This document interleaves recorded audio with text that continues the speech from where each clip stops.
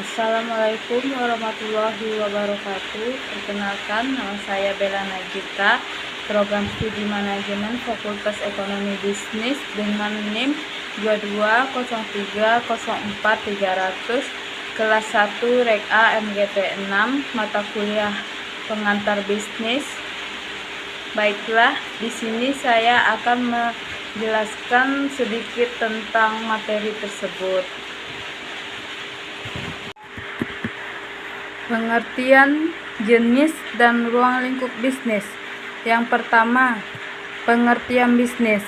Bisnis adalah keseluruhan dari aspek kegiatan untuk menyalurkan barang-barang melalui saluran yang produktif, dimulai dari bahan yang mentah atau disebut dengan bahan baku.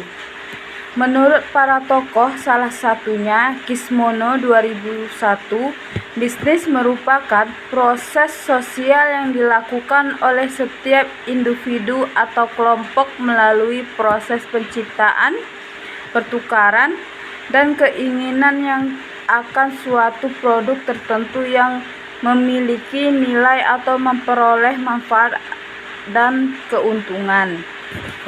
Yang kedua, menurut jenisnya, bisnis terbagi dalam 4 kelompok sebagai berikut. Yang pertama, monopsi. Yang kedua, monopoli. Yang ketiga, oligopoli. Yang keempat, oligopsoni. Kegiatan bisnis sebagai sebuah organisasi yaitu: yang pertama, ada produksi, keuangan, pemasaran, pengelolaan sumber daya manusia atau yang disebut dengan SDM. Adapun lingkungan bisnis meliputi sebagai berikut.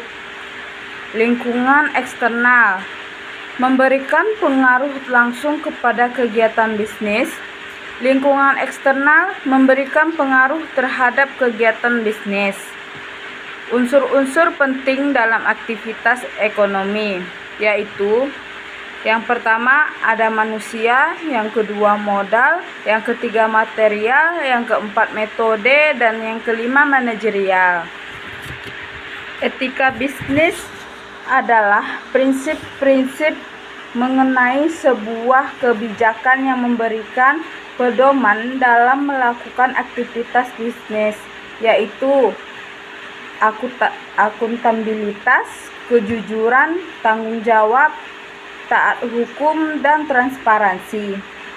Ada beberapa hal yang penting dalam etika bisnis, yaitu: etika bisnis mempengaruhi pada sebuah perusahaan, membangun kepercayaan antara bisnis dan konsumen, dan etika bisnis mempengaruhi bisnis dan lingkungan bisnis. Pengertian bisnis. Bisnis merupakan serangkaian usaha yang dilakukan satu orang atau kelompok dengan menawarkan barang dan jasa untuk mendapatkan keuntungan atau laba. Perencanaan bisnis. Perencanaan bisnis merupakan tindakan manajerial yang berhubungan dengan penetapan visi, misi, tujuan, kebijakan, strategi, aturan, program, prosedur, serta anggaran. Komponen dalam perencanaan bisnis yaitu: riwayat singkat usaha, latar belakang perusahaan, produk dan jasa, rencana pemasaran, strategi pemasaran, dan kondisi pasar produksi. Jenis-jenis bisnis terbagi 4, yaitu monopsi, oligopsoni, oligopoli, dan monopoli. Ada 4 fungsi rencana bisnis. Yang pertama adalah pedoman kerja, pedoman sumber daya, pedoman manajemen, dan pedoman tujuan dan target. Lingkungan bisnis. Lingkungan bisnis adalah faktor-faktor yang dapat berpengaruh secara langsung ataupun tidak langsung terhadap aktivitas bisnis. Lingkungan bisnis terbagi 2, yaitu: yang pertama, lingkungan bisnis internal. Tenaga kerja, modal, bahan baku, alat produksi, dan pemegang saham. Yang kedua, lingkungan bisnis eksternal, lingkungan mikro dan lingkungan makro. Hal-hal yang termasuk lingkungan makro yaitu yang pertama ada pesaing, kreditor, pemerintah, perantara, pemasok, dan pelanggan. Yang termasuk lingkungan makro yaitu lingkungan teknologi, lingkungan ekonomi, lingkungan sosial budaya, lingkungan hukum politik, dan lingkungan bentuk-bentuk organisasi bisnis.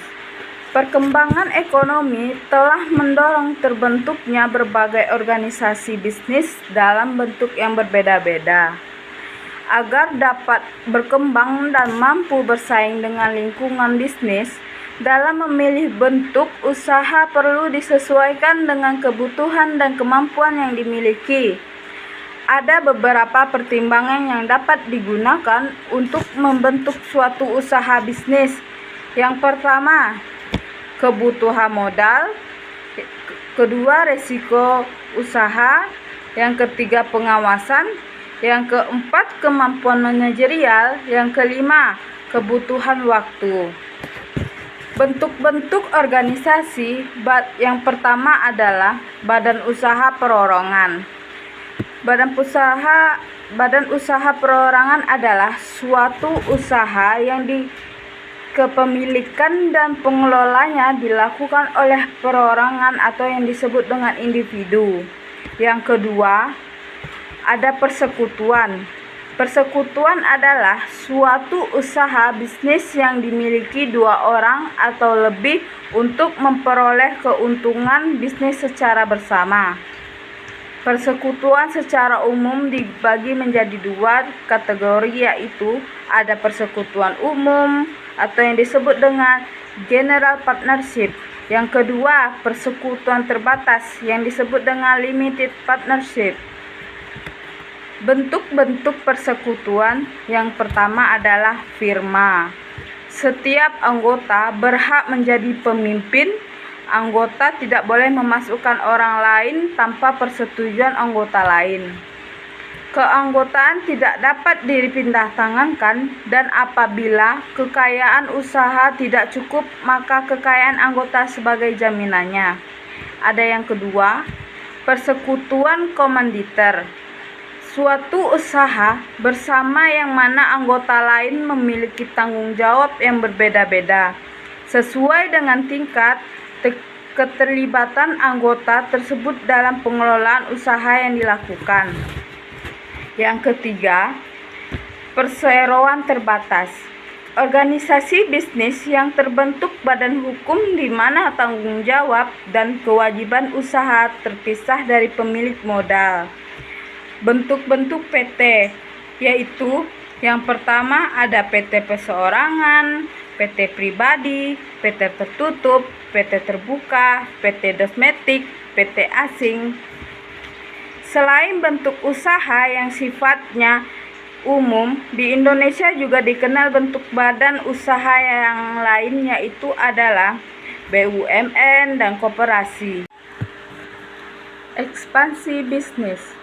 Perluasan atau ekspansi bisnis dilakukan untuk mencapai efisien. Cara yang dapat dilakukan antara lain yaitu penggabungan, akuisisi, lever buyout, pengambilan secara paksa, pengorganisasian dan pengelolaan bisnis. Bisnis adalah seluruh kegiatan yang digunakan oleh orang-orang di dalam bidang perindustrian. Organisasi bisnis terdiri dari pasar, perusahaan, pihak eksternal, dan konsep perubahan. Fungsi-fungsi manajemen yaitu ada planning, ada controlling, ada directing, ada organizing. Level-level manajemen. Yang pertama ada top level manajemen atau manajemen tingkat atas. Contohnya seperti CEO, CVO, COO, presiden direktur, direktur utama, dan lain-lain sebagainya. Yang kedua, ada middle level management atau yang disebut dengan manajemen tingkat menengah.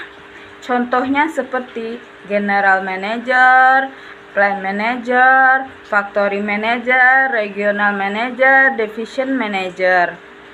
Yang ketiga, low level management, manajemen tingkat bawah. Contohnya seperti departemen manager, section manager, superintendent, mandor, supervisor.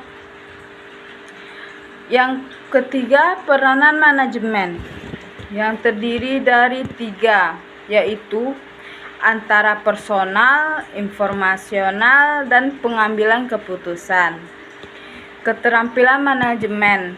Yang pertama ada keterampilan konseptual, keterampilan komunikasi, keterampilan teknis, keterampilan manajemen waktu, keterampilan membuat keputusan, dan terakhir adalah keterampilan. Baik, sekian presentasi saya hari ini. Jika ada kurang, saya mohon maaf yang sebesar-besarnya. Semoga apa yang saya sampaikan berguna untuk diri saya dan banyak orang pada khususnya. Terima kasih.